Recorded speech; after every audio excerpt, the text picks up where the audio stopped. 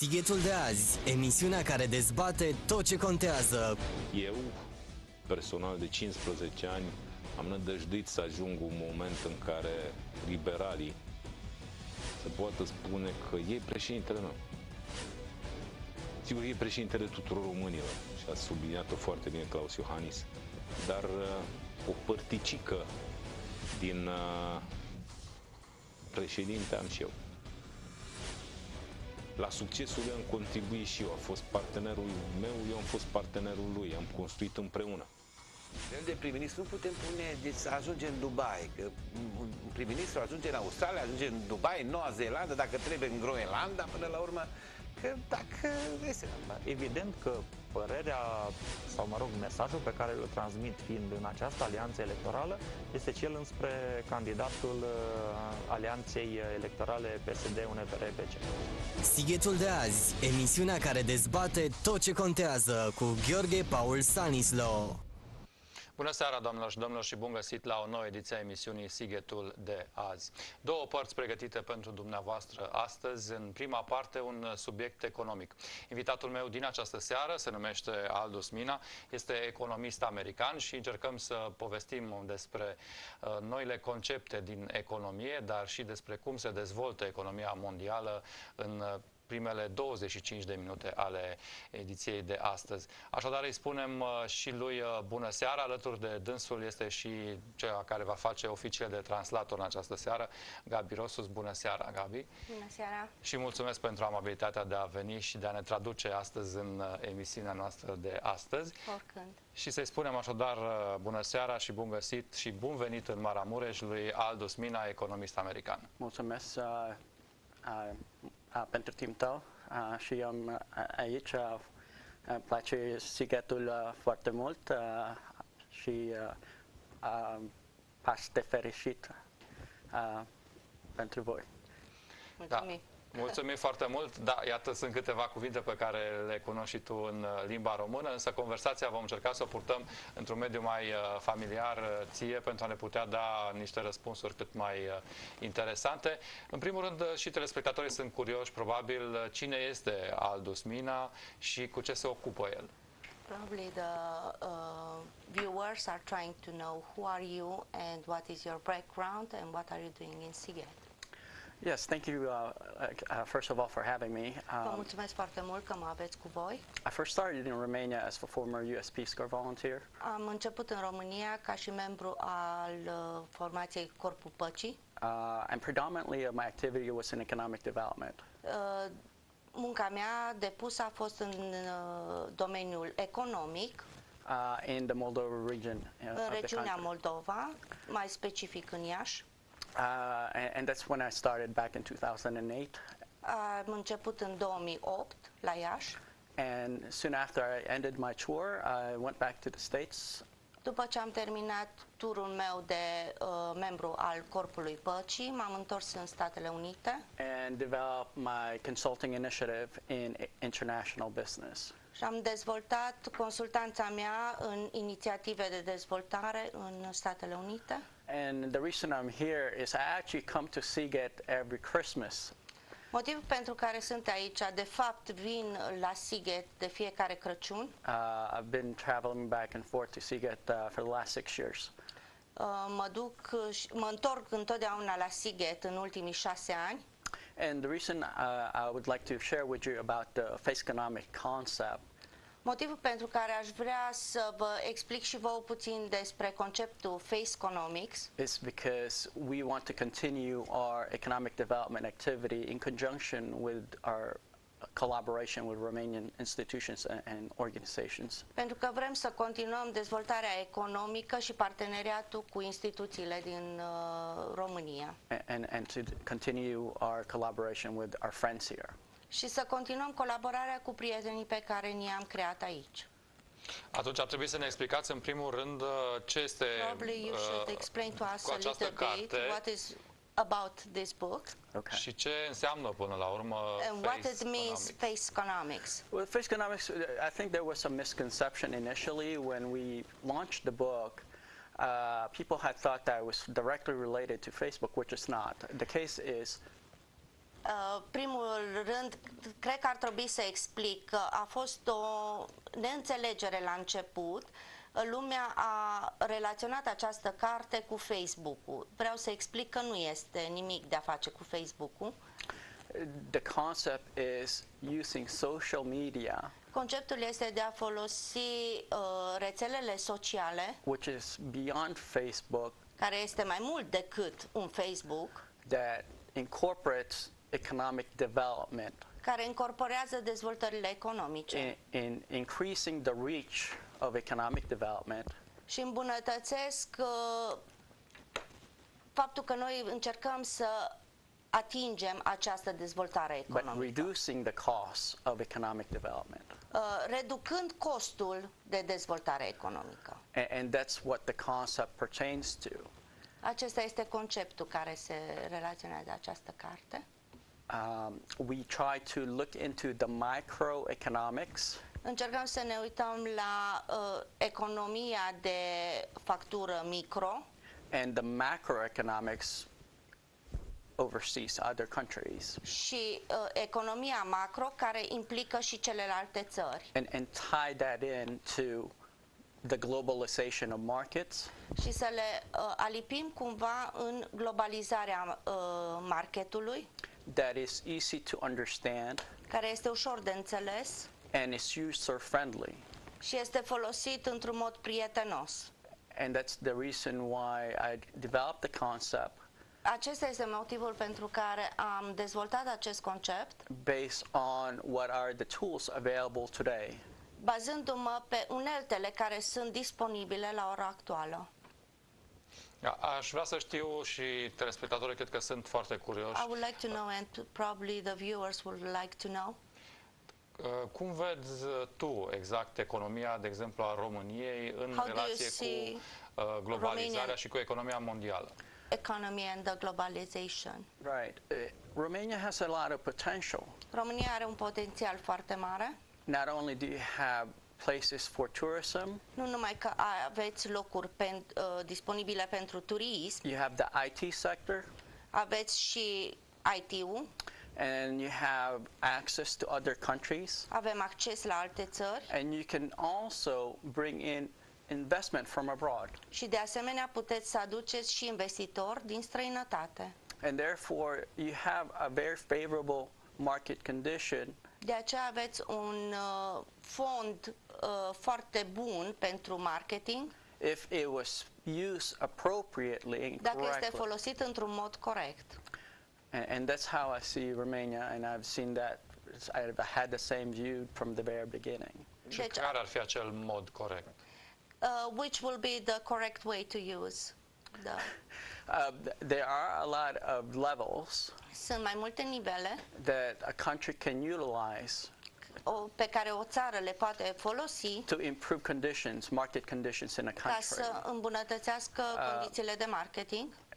And those conditions are what's going to attract Aceste condiții sunt cele care Investments. vor atrage investitori and increase development, economic development, și să îmbunătățească progress. nivelul economic de dezvoltare. Pinpointing each individual methods Punând punctul pe ei la fiecare individ cu metodele lui, will have to be assessed by your institutions, your government, and your decision makers. trebuie deci văzute de către persoana de șef, de guvern, de Where they feel that those approaches are in the best interest of the country. deci unde cei de la nivelul de decizie pot să spună că aceste concepte sunt cele bune pentru noi. Da, un telespectator vă întreabă unde ați viewer lucrat înainte Is și asking where have care you e worked before expertiza and dumneavoastră. what is your expertise? We work here in Romania specifically, Am and lucrat în România specific, and în Iași in Inyash, in other parts of the country. și în alte părți din țară. We also try to participate in Moldova. We try to do activities in Bulgaria and in countries that are developing. în România, în Moldova și în Bulgaria, în țări care încearcă să se dezvolte economic. Concret ce? For example, here Go. last year we developed an initiative with Fondul Monetar International in Bucharest. Spre exemplu, anul trecut au inițiat un proiect cu Fondul Monetar Internațional în București, In Bucharest, using the Faceconomics concept. folosind conceptul de Faceconomics. In 2013, we created a project with the World Bank. 2013 am creat un proiect cu Banca Internațională, World Bank, In Iași, în Iași, in conjunction with universities. în parteneriat cu universități. In 2010, În 2010 we developed an activity in international economic development, a forum in Iași. au făcut un forum la Iași pe subiectul de dezvoltare internațională. With the local city council, with the local mayor's office, Unde cei de la primăria din localitate, collaboration with diplomatic activities from various countries, au dezvoltat parteneriate cu persoane diplomatice din diferite țări and also with business institutions. și cu instituțiile de business. So our progress here has made an impact in the overall initiative of the country in terms of gaining exposure and attracting initiatives to enter the market. Progresul pe care l-am făcut este că am inițiat investitori și persoane care să vină să ajute la dezvoltarea economică a acestei țări. Da, în opinia ta, ce caută investitorii străini în momentul în care vin în In your România opinion, what are the și care sunt investors punctele, looking să for spunem, when they come to Romania? puternice și slabe What ale are țării the noastre? strong or weak points of Romania? Well, every country, especially developing countries, they have their strengths, weaknesses, opportunities, and threats. Deci fiecare țară are oportunități, are puncte slabe, puncte mai bune, au amenințări la modul în care încearcă să lucreze. And therefore, those are the indicators that decision makers, investors are looking at. Acestea sunt punctele la care investitorii încearcă să se uite. But most importantly, they want to see stability and growth. Dar cel mai mult își doresc să vadă stabilitatea în creștere. And I think Romania is still in a transition process România este încă într-o perioadă de tranziție in being able to fully initiate și reușind să inițiem that marketability condition. condițiile de market. And I think that's the most important. Cred că este lucrul cel mai important pe care putem să-l facem. Structure for growth that the country has to look into. Deci lucrul la care trebuie să se uite țara când încearcă să se dezvolte economic. Bun, există un punct forte care consider că ar trebui exploatat? There is a strong point that you should think it should be exploited. As I mentioned, Romania has a lot of opportunities, and Cum am spus, România are multe oportunități. those opportunities has to be cultivated. Aceste oportunități trebuie cultivate. Now, you can't cultivate just, as a country by yourself. You have to work with other organizations from outside. You also have to work with, institutions that are progressive in Deci their trebuie approach. să lucrăm cu instituții care își doresc aceste dezvoltări. Right. And those are the things that you have to, as a country, I would suggest should Acestea consider. aș sugera țării și aș lua în considerare. And that could be a variation of everything from your Și IT poate sector. fi de o gamă variată, de la sectorul IT până Your agriculture sector, sectorul agricol-cultural, automobile parts producers, producerea de părți pentru automobile, your labor market, marketul de muncă and specifically your initiative to open, a more transparent market conditions. și inițiativa de a prezenta un pic mai deschis tranziția noastră. Da, un telespectator vă întreabă ce părere aveți despre BCE, adică Banca Centrală Europeană. One viewer is asking what do you think about European Central Bank? It's hard to really make a comparison right now because the E greu European să Central fac o comparație acum pentru că sectorul european, the European Central Bank operates in various market conditions. Banca Europeană Centrală operează în mai multe condiții, deci în mai multe părți. Although their initiative, I believe, had been consistent from their mission, Inițiativa lor este consistentă în misiunea lor de a lucra. they're trying to keep the euro stable. Încearcă să țină euro stabil. So I think that's as far as the extent that I can, talk about. Cam până aici pot să vă Da, ofer. e o problemă între puterea euro și cea a dolarului? There is de a exemplu? problem between the power that was presented by the euro and the dollar. I'm not sure the question of a problem. What do you? La ce te referi? Aici mă gândesc la faptul că, de exemplu, euro este mai mare decât dolarul la cursul actual. What he is talking about the parity towards the Romanian currency, that euros is higher than the dollar currency.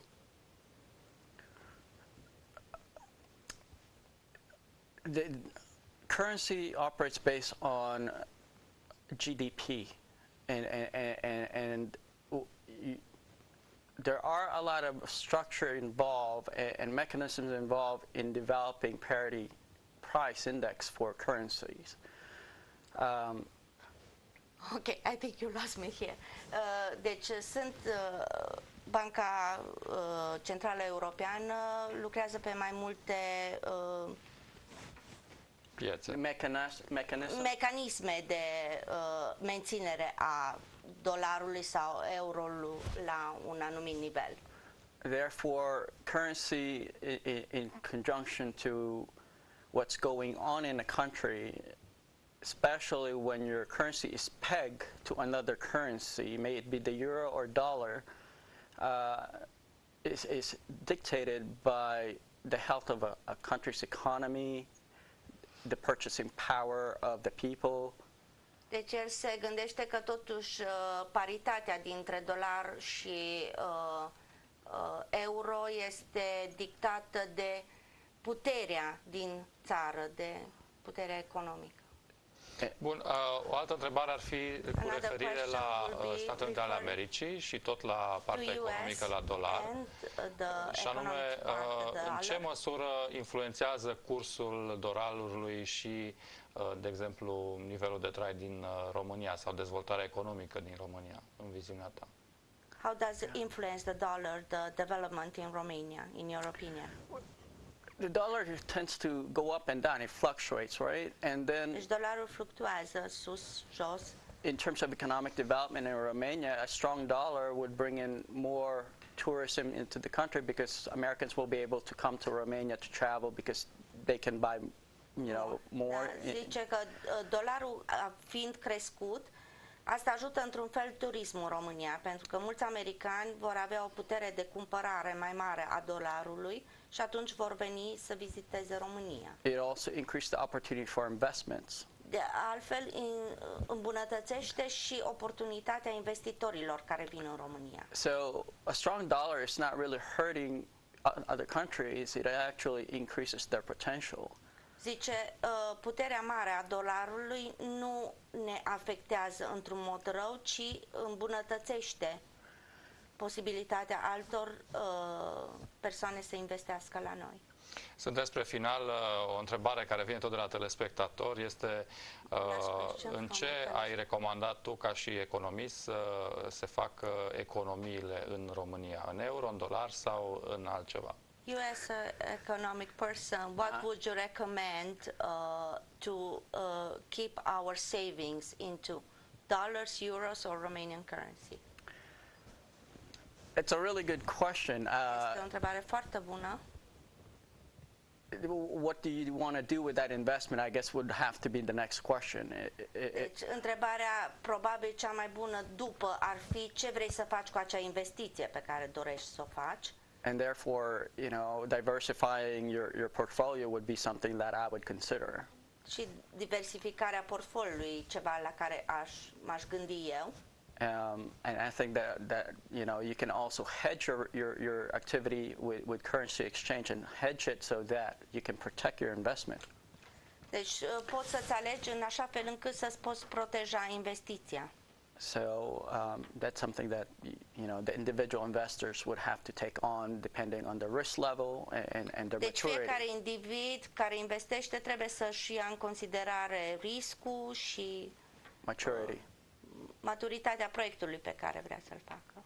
Bun, și dacă se dorește, să spunem, să fie o investiție în ceva care îți aduce profit cât mai mare, dar cu un risc scăzut? If you think to invest the money in something that will bring you a lot of profit with a very low risk, what would you choose? Romanian currency, dollars or Business is a risk environment. It's a very risky environment, and so is currency exchange and fluctuation in markets. Deci businessul este ceva foarte riscant și fluctuația din market, de la schimbul valutar este riscantă. Bun, ne gândim în special la persoanele fizice, că bănuiesc întrebarea era de la persoane fizice. We are talking about just a regular person, not a big investor. If a regular person wants to invest, I would say first understand what the process, the condition is involved in there.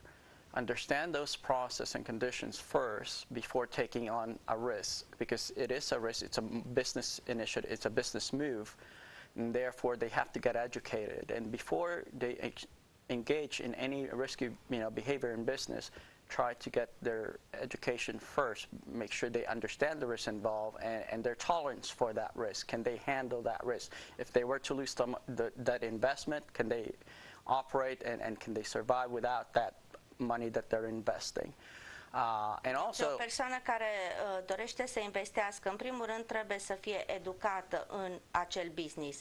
Ca atunci când ei se apucă de un business să-și cunoască foarte bine riscurile, etapele pe care trebuie să le urmeze ca să evite Da, și el a evitat un răspuns clar și direct. Sigur, o ultimă întrebare, pentru că suntem la final. Ce ți-a plăcut cel mai mult până acum în România și de ce te întorci? What would you like so far in Romania, and what makes you come back over and over again? I think there are a lot of potential in the country, and I see those potential that I've been able to cultivate in the past. Am văzut potențialele care am reușit chiar să le dezvolt în trecut. I enjoy working with the young, progressive Romanians. Îmi place foarte mult să lucrez cu tinerii care sunt deschiși pentru business who are interested in providing additional help for their country, to develop their country. Care sunt dispuși să ajute România. Attract investment from their, you know, into their country. Care sunt dispuși să atragă investitori în România. As I said, I've spent my Christmases in Romania in the last 6 years. În ultimii 6 ani, în fiecare Crăciun sunt în România. So it's a lot easier for me to identify the good potential for the country. Este mult mai ușor pentru mine să identific potențialul bun din România. But I also know that there are influences in the country that's preventing for it to grow. Dar sunt de asemenea conștient că există influențe în țară care o cam împiedică să se dezvolte. And I think that's more of a, you know, that is more of an interest to me to see, to slowly deplete, to you know, be done away with eventually. Zice, este poate lucrul cel mai interesant pentru mine, care încerc să rezolv și să ajut unde pot. Bun, îți mulțumesc foarte mult pentru prezența astăzi în emisiune și ție, Gabi, și lui Aldus. Asta a fost pentru prima parte a ediției de astăzi a emisiunii Sighetul de Azi. Rămâneți cu programele TV Sighet. În partea a doua vă reîntâlniți cu un spectacol minunat ce a avut loc la evenimentul Paști în Maramureș. Un spectacol așteptat de foarte mulți dintre dumneavoastră. Așadar, Cârâmbitul în partea a doua a emisiunii Sighetul de Azi. O seară frumoasă în continuare. La revedere! Shall we move on?